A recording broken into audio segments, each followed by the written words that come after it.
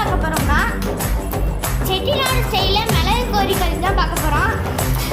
அதுக்கு தேவையான பொருட்கள் கறி, இடிச்ச மிளகா, இடிச்ச வெள்ளைப்பூடு, பொடிசா நறுக்குன சின்ன வெங்காயம், மிளகுத்தூள், சீரகத்தூள். இப்போ நம்ம பேனை காய வச்சு எண்ணெய் ஊற்றியாச்சு.